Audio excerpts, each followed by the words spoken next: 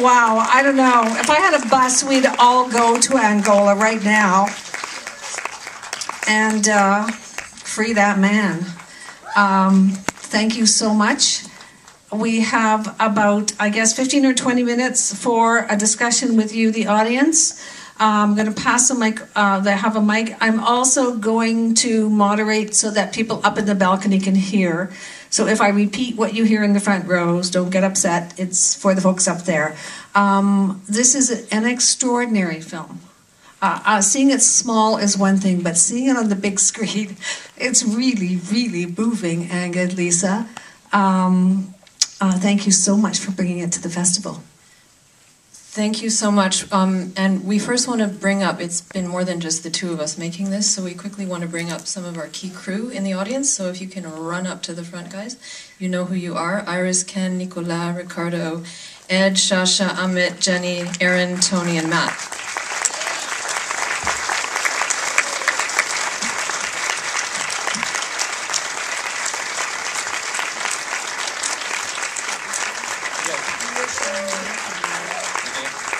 So, in no particular order, all these people made this film possible. I'll just start on the right. Jenny helped us a great deal with all the text, figuring out all the wording that you saw on the screen. Iris, our DOP, created all the beautiful images, or at least most of them. Shasha, who was coordinating everything from the office in Toronto, kept this thing afloat and kept it going. Ken, who's amazing scorer, you heard throughout the film, you know, it was a true honor to work with, and we are going to try to make that music available for people online. So another reason to be, you know, check on the website and join our mailing list. Ricardo, our editor, and really somebody who, you know, really when you edit a film, you're making the story come to life.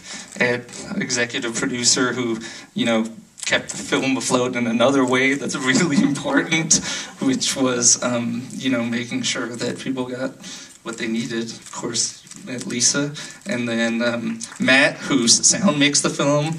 All those sound effects, of course, we didn't record them in the prison. That was created by Matt. You know, the sound of the cell. Nicolas, the most amazing animator, who, you know, totally, as an artist, took his own, you know, vision and brought it to the film and made it something that we had never imagined. And Amit, my brother, and also the assistant editor, who just kept us going. Did I miss any? Oh, Aaron just showed up. Who? And Laura's hiding. Laura, wherever you are. Erin was our stock footage researcher, and she did a lot of work for us. And Laura, are you hiding? Shy, waving over there. I'm so sorry. Laura did some of our key color correction as well, so thank you to Laura too. And I think you have someone else. Yeah, we'll let the rest of the crew go. And we're also the person who, obviously, having seen the film, there's no way this film is possible without her, her determination, her commitment. I mean, it's all there for you on the screen, and we're so happy that Jackie could come to the screening. We'd like Jackie to come up, and if you have any...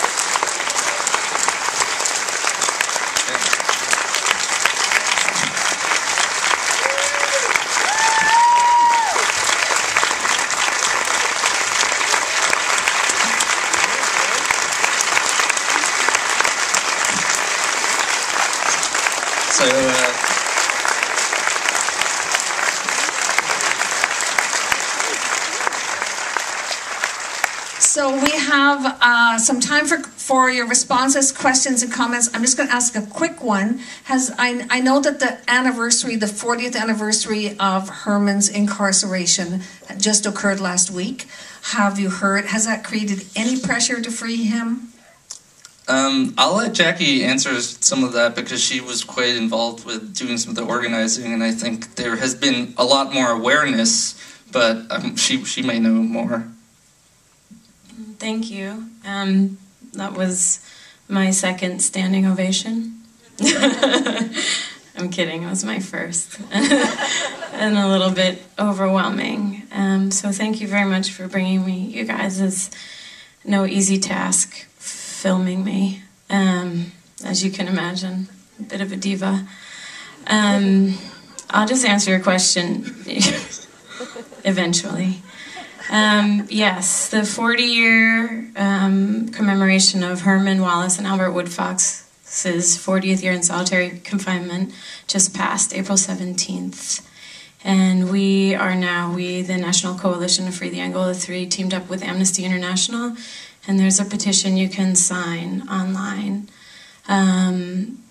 where you're standing up against cruel and unusual punishment, which is how we're fighting this now, since innocence doesn't seem to play in the courts of the United States, right, or very rarely. I think it's really important that the Louisiana legislator, governor in particular, Department of Corrections, etc., knows that there is an international calling to end cruel and unusual punishment, in this case, 40 years of solitary confinement, right? Because there's a huge difference between legality and morality. And a lot of things are legal in the United States that are immoral, and vice versa. A lot of things are illegal that are moral, right? So we have these issues that are going on in the United States, and you can see, like in our really wonderful history, things like slavery, which was legal for 2 centuries, but immoral, right? And it was actually the people and the presence of the people who stood up against the immorality of it that made it illegal. So things like signing petitions, writing letters to the governor, writing letters to Buddy Caldwell, who is the AG, or is that the right title? Yeah, Attorney General. It gets confusing because there's a lot of people who deserve letters and other things. Really does help to change legislation. And there's a link on your website, I'm sure, at hermanshouse.com. Thefilm.com. hermanshousethefilm.com. Okay, questions, comments from people in the audience? You must have. Yes, at the front. At the start of the film, I was very impressed with Herman's clarity of diction and his obvious street wisdom. But it started to change when it got to him talking about his darker past, and he started to say, aha, a lot, and and there was a lot of insecurity in that diction there, and I was just wondering if you were aware of that, and was it edited on purpose for that? I'll try and repeat that. At the the person was saying at the beginning of the film, Herman's diction was extremely clear, but as he began to talk more about the darker sides of his life, he began to have a lot of kind of pauses. And was this something the filmmakers were aware of and included, or just the way it was, I guess? So that was a terrible recap. But No, that was great. I think, so just so you know how we constructed the film, we didn't have regular access to Herman at all, right? So he could call us when he could call us, and we got these 15-minute phone calls once a week, or once a month, or once every 6 months, depending on his ability to get to the phone, over the last 5 years.